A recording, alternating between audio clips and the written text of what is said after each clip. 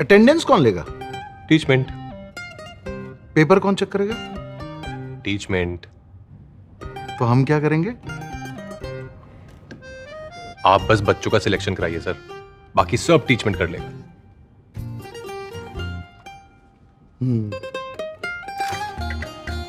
चाहे जैसी भी जरूरत हो, टीचमेंट पे टीचिंग आसान है। आज ही डाउनलोड करें टीचमेंट, इंडिया का number 1 teaching app. Hello friends, स्वागत है आपका हमारे यूट्यूब चैनल पर। तो फ्रेंड्स, इस वीडियो में आपको बताएंगे बिजनेस स्टडीज का सेट ए। इससे पहले हम सेट सी अपलोड कर चुके हैं। अगर आपने वो वीडियो नहीं देखा तो आप लोग चैनल में जाकर देख लीजिए। तो दोस्तों, अगर चैनल पर जो पहली बार आए हैं तो वो चैनल को प्लीज़ सब्सक्राइब करें, वीडियो को लाइक करें एंड शेयर करें। तो यहाँ पर प्रश्न पहले का आंसर दिया गया है, तो दोस्तों आप लोग सभी का स्क्रीनशॉट करते चलिए। तो पहले का आंसर हो जाएगा कर्मचारी, दूसरा का आंसर हमारा हो जाएगा अनुसरण, फिर तीसरे का आंसर हो जाएगा हमारा बाह्य, फिर नेक्स्ट आंसर हो जाएगा रहतिया प्रोत्साहन। फिर इसके बाद उत्तर पांचवा है अवलोकन द्वारा नियंत्रण। फिर प्रश्न छठवां का आंसर है किसी उत्पाद की विशिष्ट पहचान प्रदान करने की क्रिया को ब्रांडिंग कहते हैं। उत्तर क्रमांक 8 नहीं, नियोजन पीछे देखने की प्रक्रिया नहीं बल्कि नियोजन आगे देखने की प्रक्रिया पर आधारित है। तो फ्रेंड्स, आप लोग इसका स्क्रीनशॉट कर लीजिए। फिर प्रश्न 9वां है, 9वें का उत्तर आंसर है प्रबंध के 3 सहायक कार्य। संदेश वाहन, बिना संदेश वाहन के आज व्यवसाय का संचालन संभव नहीं है। संक्षिप्त में सूचनाओं व विचारों का आदान प्रदान ही संदेश वाहन है। दूसरा पॉइंट है नवाचार, इसे प्रबंध का आधुनिक कार्य भी कहते हैं। आज नई वस्तु को लेकर सूर्योदय होता है। उपक्रम की सफलता के लिए प्रबंध में नवाचार की विशेषता महत्व है। फिर तीसरी हेडिंग है निर्णय लेना प्रबंधक का एक महत्वपूर्ण कार्य है। चूंकि उपक्रम की क्रियाओं में अनेक अवसरों पर निर्णय लेने पड़ते हैं। प्रश्न 10वां का है, तो आप लोग इसका स्क्रीनशॉट करिए। आर्थिक वातावरण की 3 विशेषताएं हैं, तो इस प्रकार से इसकी विशेषताएं लिखी हुई हैं। फिर नेक्स्ट हेडिंग है पहली आर्थिक क्रियाओं से संबंधित। आर्थिक वातावरण में मानव में की गई वे समस्त क्रियाएं शामिल होती हैं जो मनुष्य का क्रय विक्रय उपभोग व्यय आदि से संबंधित है। फिर दूसरी हेडिंग डालें आम जनता से संबंधित, तो आप लोग इसका स्क्रीनशॉट कर लीजिए। फिर नेक्स्ट हेडिंग डालनी है तीसरी पर्यावरण से प्रभावित, तो आप लोग इसका भी स्क्रीनशॉट कर लीजिए। प्रश्न 11वें का आंसर यहाँ पर है, तो आप लोग इसे स्क्रीनशॉट करके इस प्रकार से अपनी कॉपी में नोट कर लीजिए। फिर नेक्स्ट हेडिंग है लक्ष्य प्राप्ति हेतु आवश्यक। प्रत्येक उपक्रम की स्थापना के कुछ लक्ष्य अवश्य होते हैं। इन लक्षणों की प्राप्त करने के लिए नीतियाँ भी बनाई जाती हैं। दूसरा है कार्यों की पूर्ण करने हेतु, तो आप लोग इसका भी स्क्रीनशॉट कर लीजिए फ्रेंड्स। फिर तीसरी हेडिंग है औद्योगिक प्रगति में सहायक, तो इसका भी स्क्रीनशॉट करते चलिए।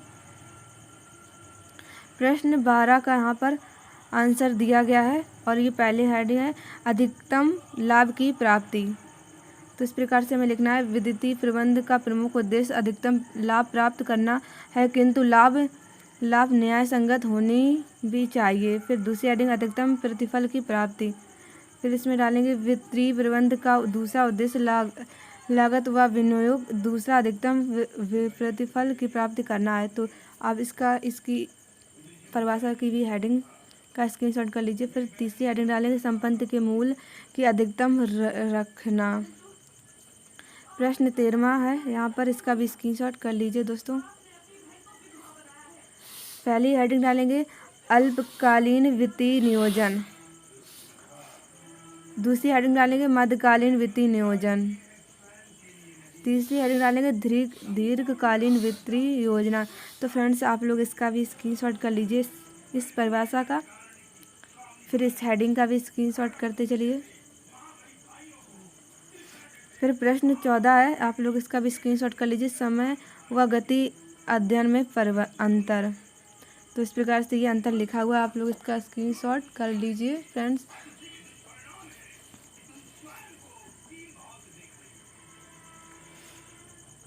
फिर प्रश्न 15 है, 15 का भी यहाँ पर है, उत्तर भर्ती के 2 आंतरिक स्रोत। तो दो, पहला ये है निम्न स्तर से उच्च स्तर पर पदोन्नति, तो ये पहली है, इसका स्क्रीनशॉट कर लीजिए।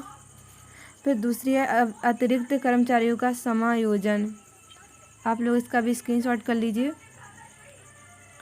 फिर इसके बाद प्रश्न 16 का आंसर यहाँ पर दिया गया है और ये पहली हेडिंग है व्यावसायिक आकार में वृद्धि, तो आप लोग इसका भी स्क्रीनशॉट कर लीजिए। तो फ्रेंड्स ये फुल सोल्यूशन, अगर आपको इसी प्रकार से वीडियो चाहिए तो आप लोग प्लीज़ चैनल को सब्सक्राइब करें, वीडियो को लाइक करें।